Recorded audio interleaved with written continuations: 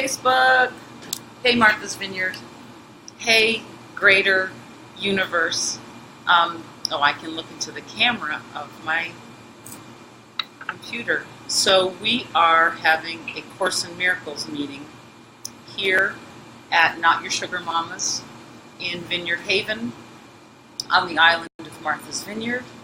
And I am Kimberly Cartwright. I am a Course in Miracles minister. I've been studying, I'm a student is what I am. And I've been a student of A Course in Miracles for about 25 years. And what I've come to realize is that my happiest times in my life are when I am sharing with others A Course in Miracles. I just get a natural kind of high from it. So I'm doing it as much as I can. So we're here at Not Your Sugar Mamas. You can see, hold on a second, let me move to the side so you can see all the chocolate. There's all the chocolate back there. We're right in the headquarters of Not Your Sugar Mamas, which is totally cool. High vibration food. I love it here. I just finished their BLT salad, which is all vegan, and their dandy shake, which is dandelion and chocolate. I'm a huge fan of their all their food, and it's awesome that we get to have Course in Miracles here at Not Your Sugar Mamas. So we have some new A Course in Miracles students who have come to learn a little bit about A Course in Miracles, and one of them just asked me, "Is A Course in Miracles in here? Let me show you the book." This is the book. It's a big fat book. It kind of looks like a Bible, but it's not. It's not a Bible. It's A Course in Miracles. And I was telling the person in the store that's right next door is Rocco's Pizza. And so the pizza, Rocco came in, and we were talking about A Course in Miracles, and he was like, "Wow, that's a big book." And I said, "Yeah, it's a big book because most of it deals with all the yeah, buts and what ifs that come up in people's minds when you explain that the purpose of this book, the purpose of the book, it's to train our minds to shift from fear to love. That's the purpose of the book. So the reason it's so darn big is that our minds come up with so many reasons not to love. And I'm glad that it sounds that intense, because it is. The nature of being a separate body is an indicator, it's a symbol that we have chosen something other than joining.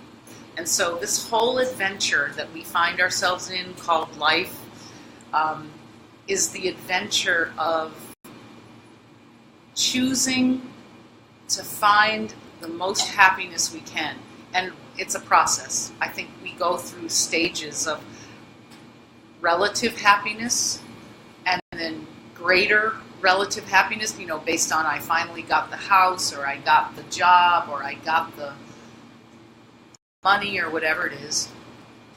And then as we accomplish things and we find that even those things are not completely satisfying, that's when most of us start saying, there's got to be something more. And I feel like often, and one of the people who came today has had A Course in Miracles sort of floating around in their family and in their environment for a long time. And it's not until you're really ready that you actually encounter this book in such a way that you open it, or that you say, you know what, I'm going to go to a place where it's being talked about and I'm going to talk about it. So it's a big deal. It's like a birthday. It's like a birthday because you have a relationship with this book. So the other question that I was just asked is this Christian? Is this a Christian-based teaching? And the voice of Okay, so hold on. This was a channeled text. This was channeled through a woman named Helen Shugman, who was a doctor of psychology in New York City at Columbia University. And the voice was identified as the voice of Jesus. Jesus of Nazareth, Jesus. So, as we all know, Christianity was not around when Jesus was walking the earth. Christianity came later. So this is not Christian. In fact, Jesus spends a lot of time in A Course in Miracles correcting a lot of the things about what he was teaching that got sort of tangled up. And so he corrects a lot of ideas that we have about, that have been taught in Christianity, so that they are consistent with what he was saying when he was actually walking around teaching and preaching. So, no, this isn't Christian, but it does use Christian terminology. God is he. They use the word sin, but they use it to mean not what how the Bible uses the word sin. We can get into that later. But I brought up that God is he, and they talk about the Son of God. When I read from this, I often change the pronoun to she or they, or instead of Son of God, Child of God. And that's because I've noticed that vibrationally, it feels better. It feels better to me to say she, or instead of God, creator, or love. And all of those are totally okay. In fact, if making those shifts enables you to dive into this book, by all means, make the shift. Do whatever you need to do in order to crack the book, and just start looking through it and reading through it and doing the workbook lessons. Because the real experience of this book comes from a direct experience. But today I'm going to read from Lesson 48. And I like to begin with a little meditation. So I'm going to invite everybody to get as comfortable as you can. And if you want to move around, or, I was going to even say if you want to lie down, or lie down on the window seat, you can do whatever you want. Just get very comfortable. I'm glad that you're not lying down, actually. Lying down might not be such a great idea. But just take some nice deep breaths. Relax your shoulders. Maybe roll out your shoulders. Give your neck a little love. Your jaw. And then begin to take some nice deep breaths. And the purpose of relaxing our body is to just come into the awareness of where we are right now, and letting the chair that we're sitting on support us, letting the floor support us, and knowing that we're safe. Oh my goodness. We're safe in here.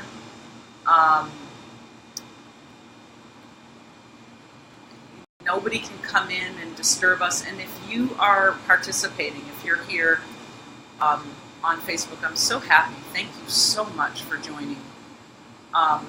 If you're here, just find a place to be grounded and to breathe. Feel your sit bones connected in so that you feel grounded. Let the bottoms of your feet, if you can take your shoes off, take your shoes off. And then we're going to take some nice deep breaths, and we're going to exhale and make a little noise on the exhale, because we're going to let go of whatever we were doing before we got together here. We want to just take a break from it. We want to set aside a space. So inhale, and exhale, say, ah. And I promise you, if you make noise, you will feel better. Go ahead, inhale.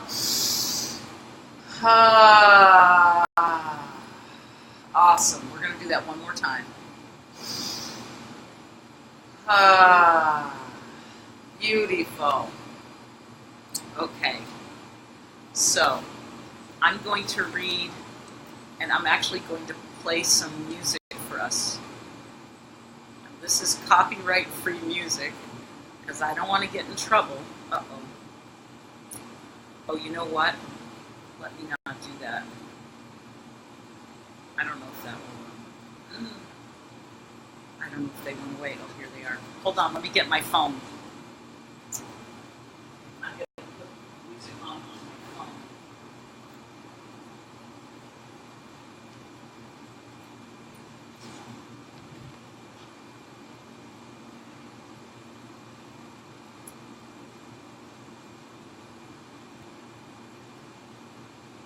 All right.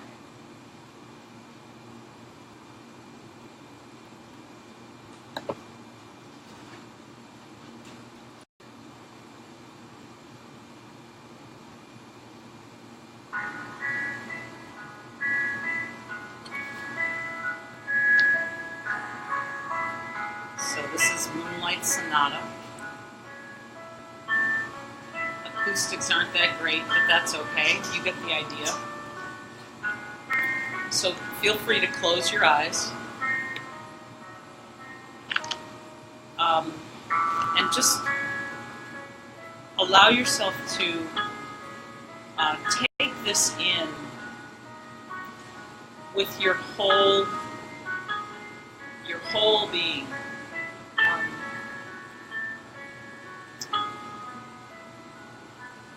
We believe that our awareness is our body and our mind, like that this body sitting here is what is aware of what we're doing and what I'm saying.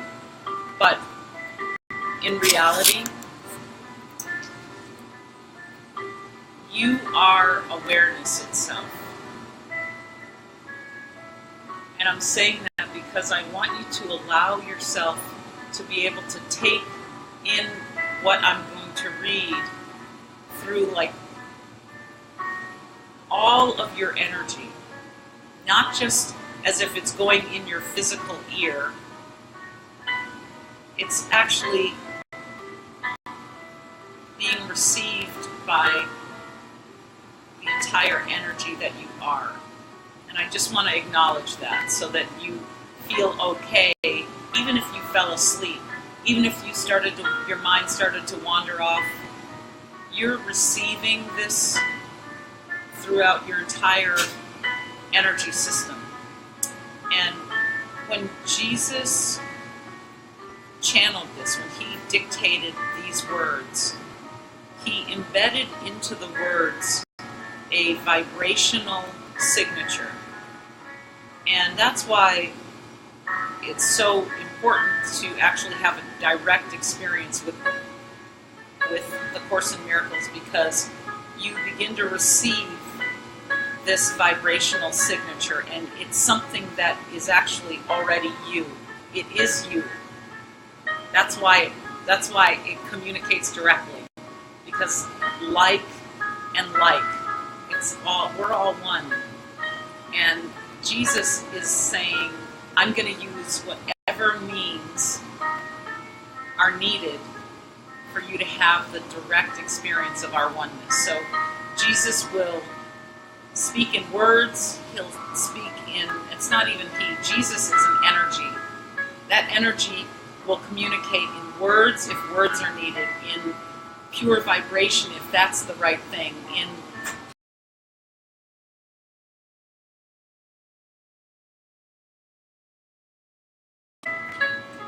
self. That's how it will come to you. And at this moment, this is how it's coming to you. So I'm going to read Lesson 48 of A Course in Miracles.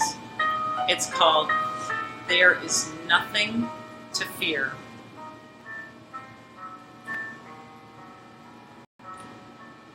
There is nothing to fear.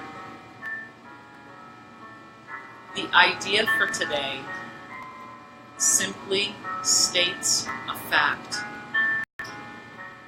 It is not a fact to those who believe in illusions. But illusions are not facts. In truth, there is nothing to fear. It's very easy to recognize this, but it's very difficult to recognize it for those who want illusions to be true.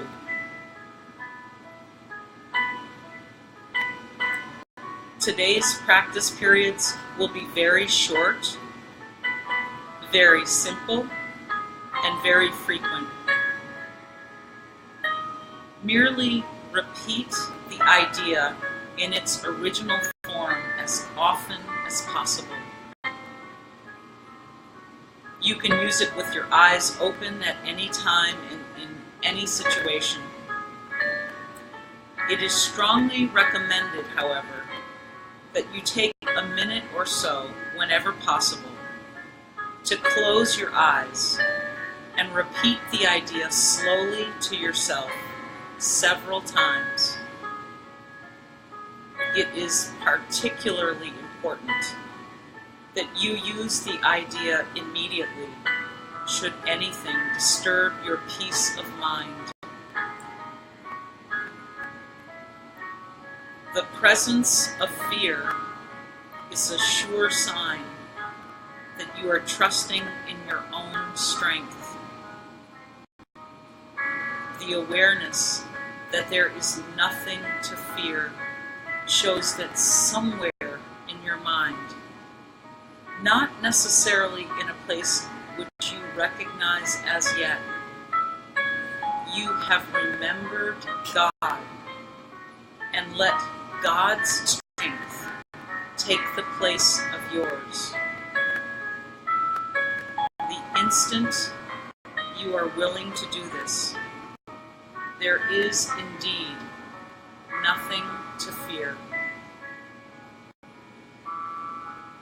There is nothing to fear. There is nothing to fear. There is nothing to fear. Breathe in and breathe out.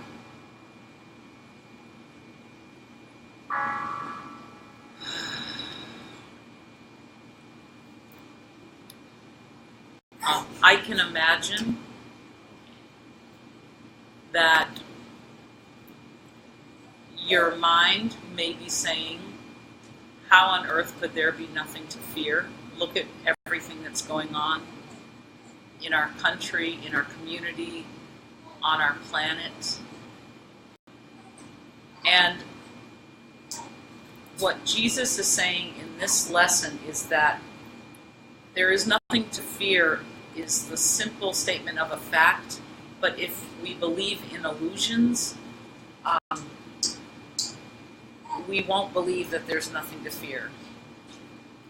And illusions are not facts. Illusions are the thoughts that we're thinking, that we're believing. And so there is nothing to fear. The opposite of that is there's a lot to fear. And that thought, when I think I'm afraid, and there's a lot to be afraid of, what if this happens? What if that happens? When I'm having thoughts like that, I'm in illusion. Illusion meaning I'm in a place where I'm not with facts. I'm with my own thinking. I have followed my own thoughts, and my own thoughts are giving me ideas that are scaring me. So I'm really good at scaring myself with my own thoughts. And what this lesson is saying is that it is difficult to recognize illusions because we want them to be true. So even me saying there's nothing to fear and it's only my own thoughts, that too will probably be met with a great deal of resistance. But it's only because we've been so conditioned to believe our own thoughts.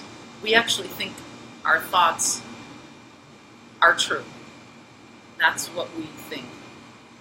And when I was first starting to read this lesson, I was saying that we're not our bodies. I mean, and that's another thing. We've been conditioned to believe that this is me, right? This thing, this is who I am, and that I live in here. And if you did something to the body, you're doing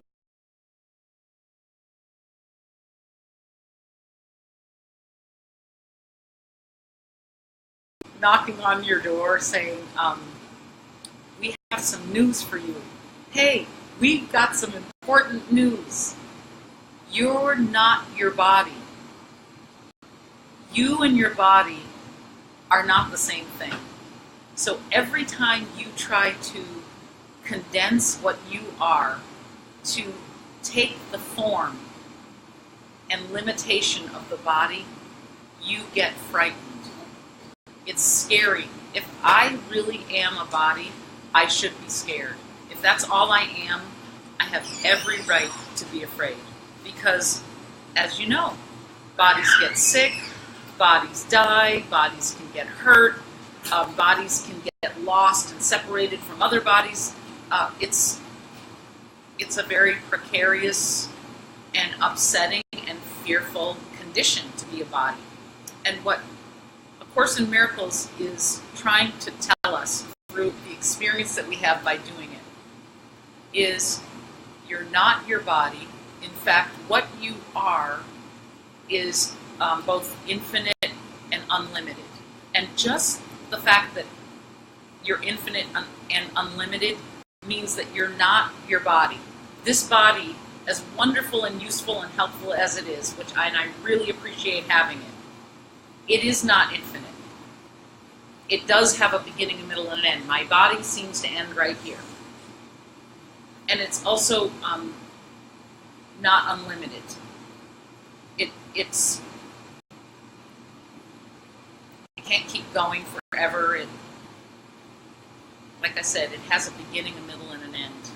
So Jesus is trying to say, you're infinite and you're unlimited. And when you try to pretend that you're something other than that, you scare yourself. And you begin to act as if you're something that you're not. And when you act like you're something that you're not, you naturally are paranoid and defensive and worried. It's very anxiety producing. So that's the reason there is nothing to fear, is that you are not a body. You cannot die. You are only love. That's all you are.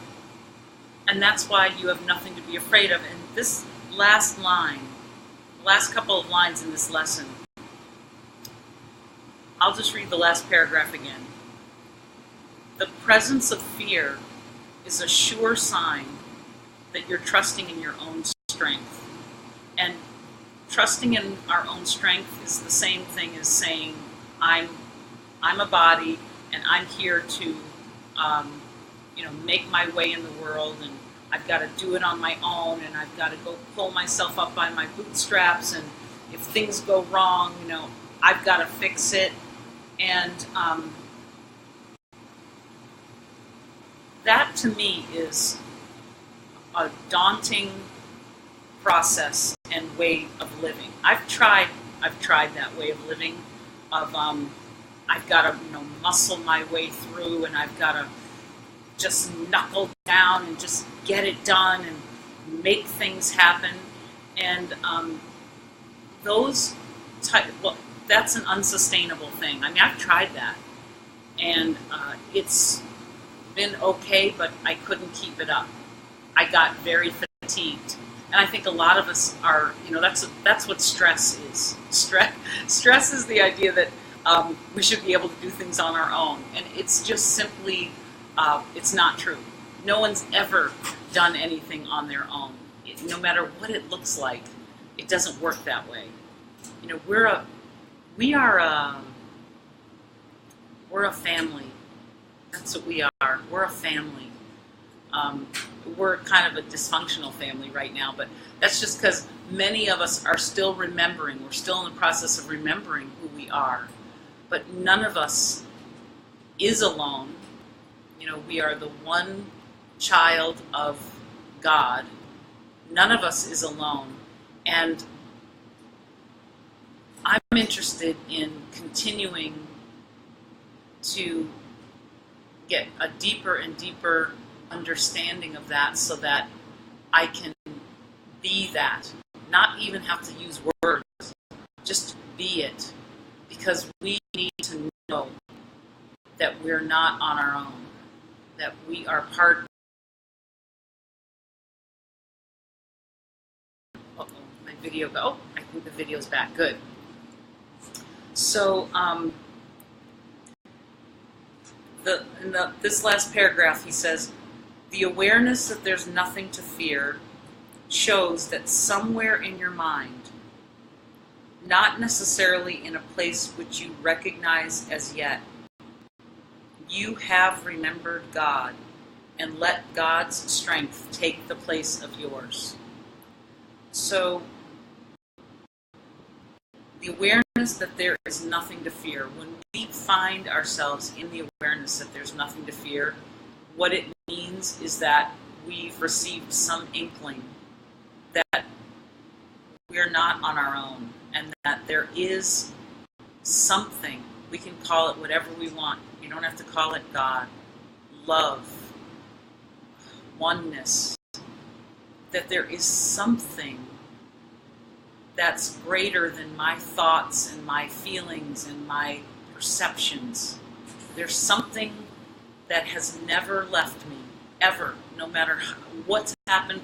I mean, it's this awareness, this notion, this experience that I've had of being. You have the same experience of being. When you were 5 years old at your birthday party and you said, I, that experience of being was present then. And then when you were 15 and then 25 and then 40 and whatever age, we have this ever-present sense of being, this beingness. And that presence, that awareness, the awareness with which we are aware of our experience is itself the presence of God. That is God. It's right here, like Jesus says, the kingdom of heaven is spread out on the earth, but we don't see it. And that's because it is from that awareness which we are seeing. And so you are safe. Nothing can ever happen to you or to me. Nothing. That awareness that you are, it never stopped, it never started, it never will. It's infinite. It's eternal. It's you. And the last sentence in this lesson is, the instant, not like 10 minutes later or in a couple of days or anything, but the instant that you're willing to remember to let God's strength take care of you. The instant we remember that, there is indeed nothing to fear. And there is a shift that occurs that we can feel. There's a relaxation.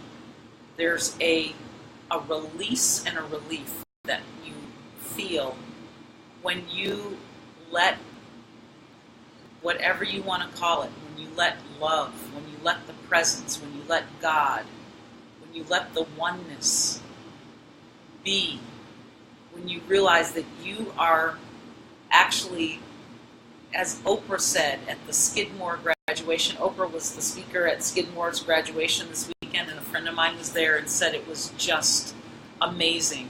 And I Googled it. I wanted to see what she said. And there was only like a snippet of it on YouTube. But what I heard her say is that she realizes that she is a dream in God's mind, and that her beingness is God through her, that's how she is who she is. She's allowed herself to be brought along.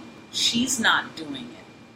She's allowing herself, and to the degree that she has made a space, that she's been willing to let God use her, that is how much of an impact she's had on the world. And, as I was listening to it, I was like, well, gee whiz, I'm not Oprah. And what I heard, through my intuition, through Spirit, as soon as I said, hey, I'm not Oprah, Spirit said to me, we don't need you to be Oprah. We already got an Oprah. That job is filled, little.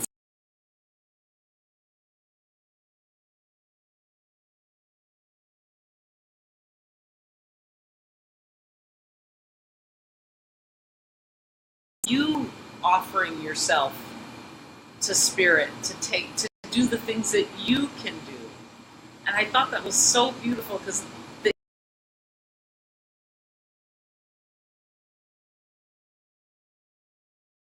yeah, well, easy for her to say, because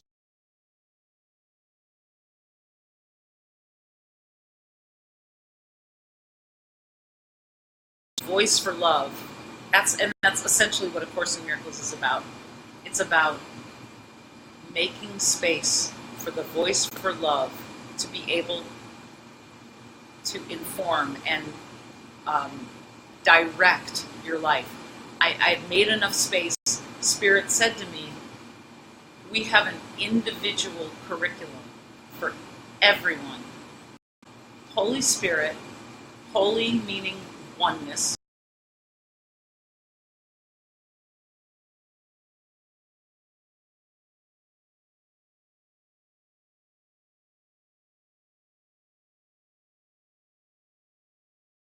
Every one of us. So that's why looking over at Oprah's paper or somebody else, like, oh, this person wrote, here's a book this person wrote. How come I didn't write this book? Well, that was their curriculum. That's not my curriculum. That's their curriculum.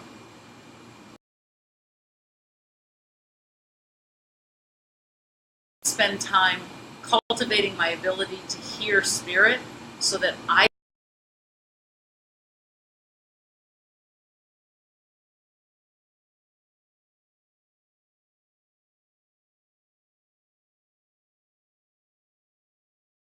done through me. So do you have any questions? What are you thinking? I'm more listening. Yeah, no, that's totally, I just wanted to make sure that I was checking in. I'm really listening, so I don't really have Beautiful.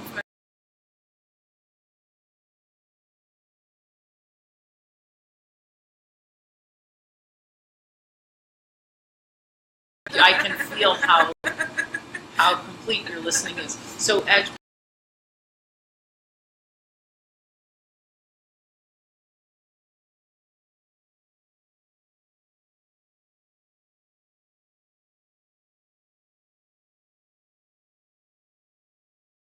go to sleep, but no. No, that was what I thought. She was fast asleep when we arrived here.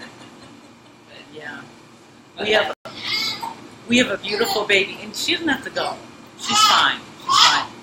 We have a beautiful baby here who we thought was going to sleep, but isn't. And that's just how life is. So, let's see. Let me just check on what time it is. All right. So we have a couple of more minutes. So, hold on, I can skip it, but we're not. okay, and okay. So, a couple of things. If anyone has any questions, please ask your questions. You can just type your questions in if anyone has any questions.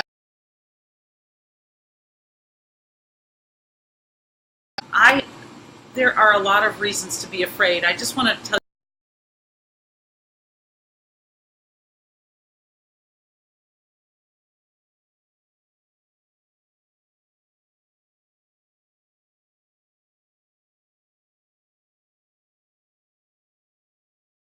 scared. I spent Mother's Day feeling frightened. What was on my heart, what was in my heart was the mom in Dallas, Texas, whose 15-year-old black son was shot. April 29th was the day he was shot. He was leaving a party with his brother and his friends, and a police officer shot in which he was riding, and he was shot and killed. And I have a almost 15-year-old black son.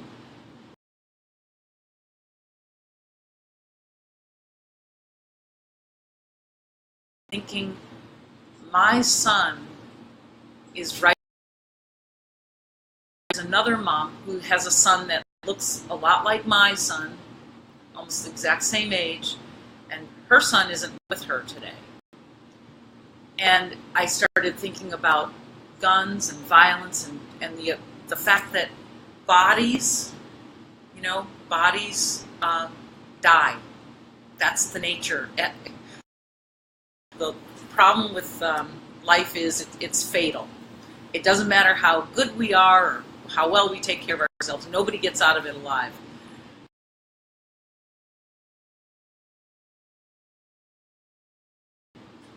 I just felt so sad about this other mom. And I needed to work through the fear. I was fearful also because my son is a black boy, and I don't want to scare him. I don't want to tell him he can't go places and do things. I don't want to limit him in any way. And I had to take time to review the ideas in this lesson that there is nothing to fear. Because what happened for me that day was I disconnected, not because I'm a bad person or anything, because it happens, but the fear that I felt and the upset, just the amount of emotion I was feeling about this mom whose Mother's Day had been derailed, to put it mildly. The amount of upset and emotion I was having was making it difficult for me to get quiet and still. I was just agitated.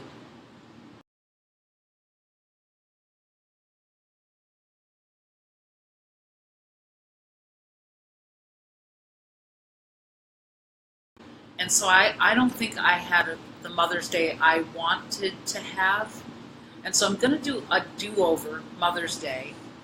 And on my do-over Mother's Day, I'm going to do all the things that I wish I had done on actual Mother's Day. And you know what I also found out, and I like to talk a lot, as you can tell, but I also found out that Mother's Day itself was created by a woman whose last name is Jarvis, and it was about the loss of their children in the Civil War.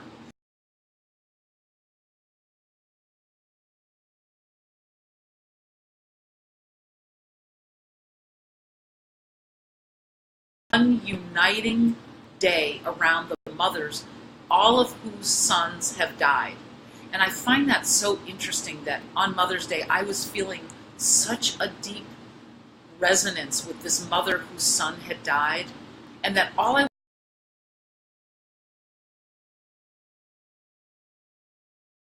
just tell her, oh my God, like,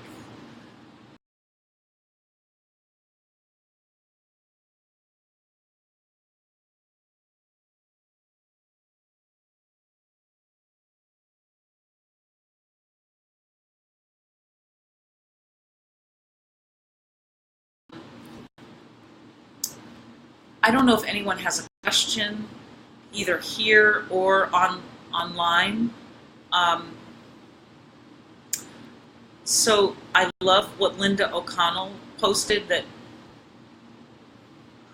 she's saying, I am a powerful, infinite being of love and light. I want to remember this in these times of fear. And, that's why I want a do-over Mother's Day, because I got very, very fearful.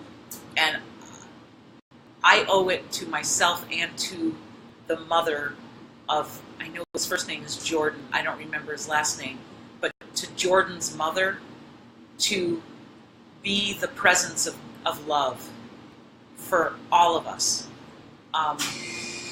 So if anyone has any comments about that, I'd love to hear anything about that. Either here, anybody here has it, any comment, or anybody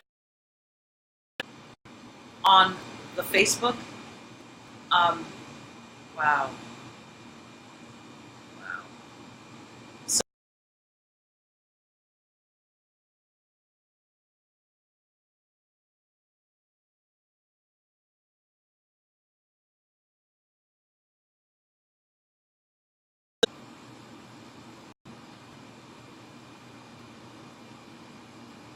and knowing that you can have the things and actually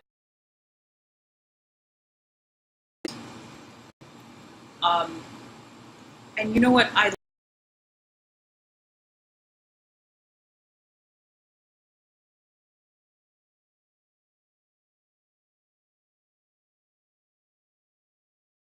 that is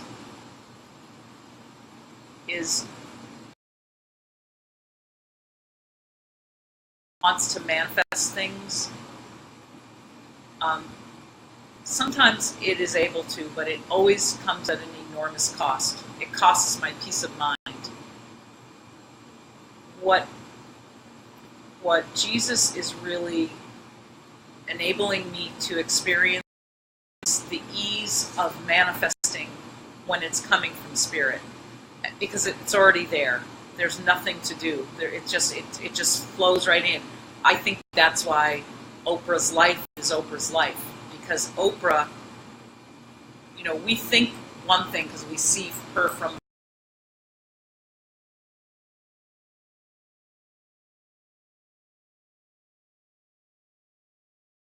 surrendered who she thinks she is to the dream that she is of God. She's God's dream. We're all God's dream. Just some of us are like, yay, and some of us are like, no way.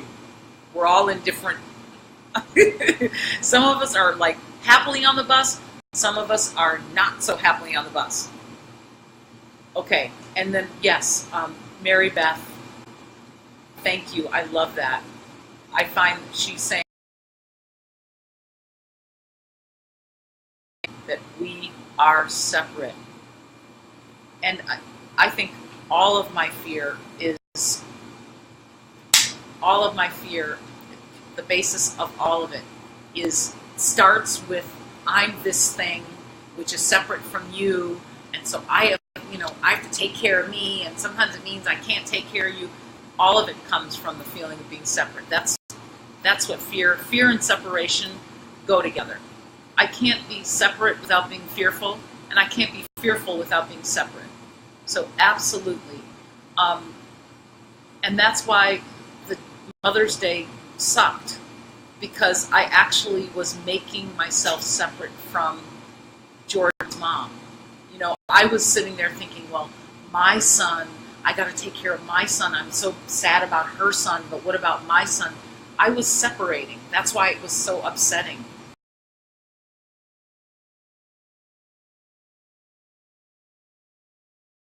Over.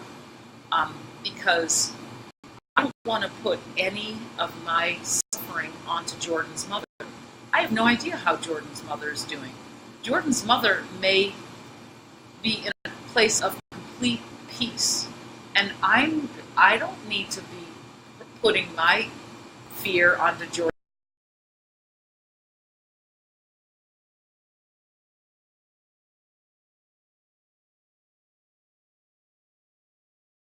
That you said that, and that's how I feel about that. So we're going to finish up. And does anyone here have anything they want to ask or say? Does anybody have anything? Good. Want to ask or say? Okay. So,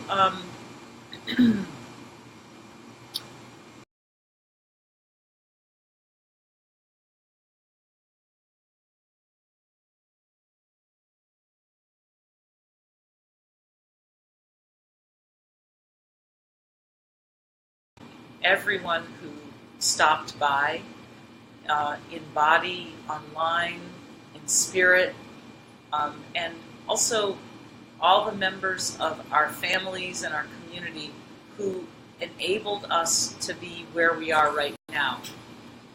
You know, hearing the vibration of love and being able to be in a position to sit and take it in, because we can do that. And what a gift that we can sit and take in the love of God. So I just want to thank everyone for coming. I want to thank love for coming. I want to thank God, Jesus, Holy Spirit.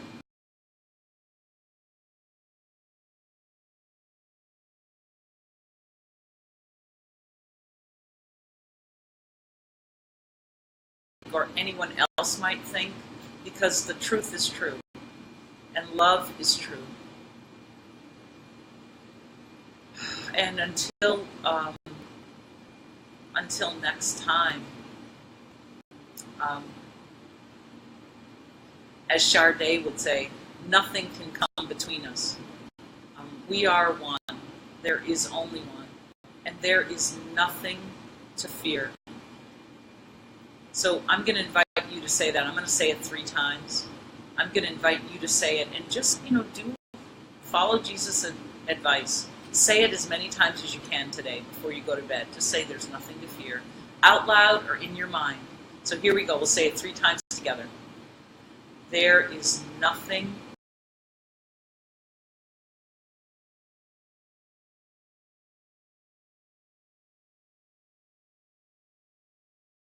to fear. Amen, amen, and amen. Thank you so much, everybody. Woohoo! This is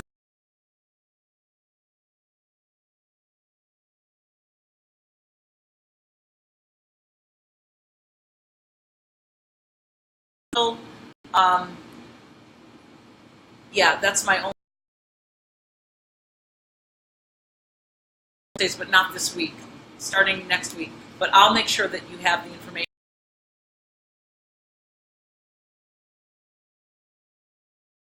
You can message it to me because I want to make sure I put you on my email list. Peace, love, blessings. And you can also, if you want to make any love offerings, financial expressions of gratitude, you can PayPal me, Kimberly Cartwright. I think I'm Kimberly Cartwright on PayPal if that's something that